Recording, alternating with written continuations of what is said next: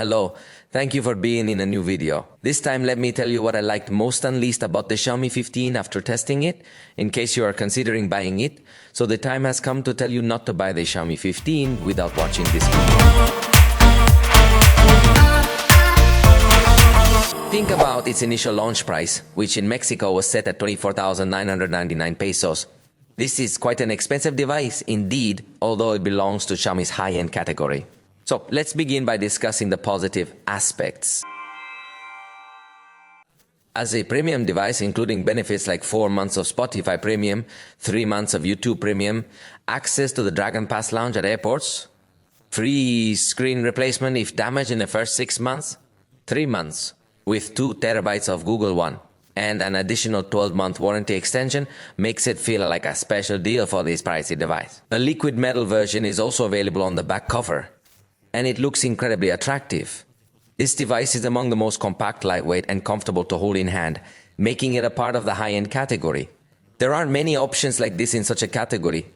The display features a natural tone function that automatically adjusts the white balance to match the surrounding environment's white, ensuring it looks fantastic under various artificial or natural lighting conditions. We'll also find in the camera interface, there are numerous options available at the software level that provide you with a positive experience. This device is highly focused on photography, and you can notice it at the software level. The zoom quality is quite impressive, especially in medium and short distances, although not as much in very long distances. The zoom still looks really good. The main camera captures excellent night shots when using the night mode. Even when utilizing the telephoto camera, the pictures turn out well, even if you lack direct light conditions.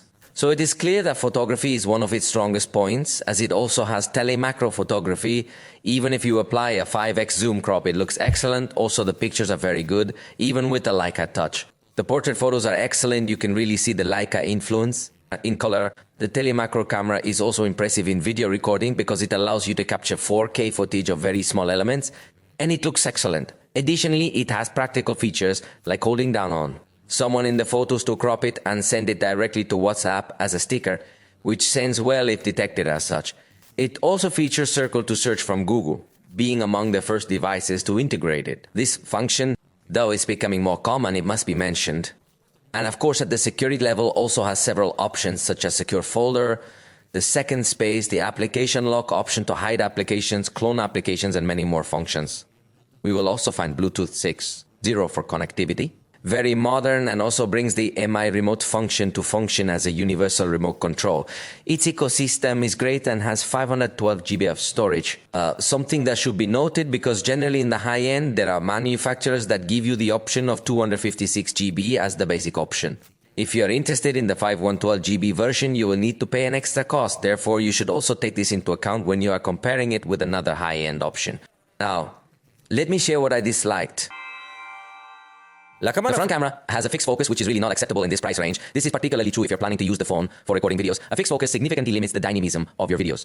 Additionally, if you intend to take pictures with a large group of people, it's common to extend the phone further away. This often results in people being out of focus, which can be quite disappointing. The lack of adjustable focus can really affect the quality of both your photos and videos, making it a less versatile option for users who want to capture dynamic scenes or group photos. The one-handed mode is ugly. It only moves half the screen down and doesn't let you reach the sides. On a compact phone, it's less of an issue than on larger ones, but I still dislike it. The charger is rated at 90 watts. However, during our testing, we didn't encounter a particularly pleasant surprise. While it did reach a high peak at the beginning, the power level dropped significantly after that. Consequently, it took 1 hour and 8 minutes to charge from 0 to 100%, which is essentially the same time as Sam's. It uses about 25 watts, which means you won't notice a huge difference right away, except maybe during the initial minutes. During my test while playing YouTube videos, it became evident that the battery doesn't offer significant help, given that it's a compact phone. The battery size is also relatively small, which impacts performance. And finally, it does not have desktop mode, which is something that in the high end, if we could ask, that allows us to connect the phone to an external monitor and use applications in a windowed environment. By connecting a keyboard and mouse, you can greatly increase your productivity, but in this case, it is not available. But if you already bought it, let me know, or share your thoughts in the comments. What did you think about the camera and the phone's durability? Investing in a high-end device costs a lot. So let me know if you have already dropped it. How did you manage it? Please share your entire experience in the comments below. For now, we have come to the conclusion of this video. I truly hope you enjoyed it. If you did, feel free to let us know, and we will see you in the next one.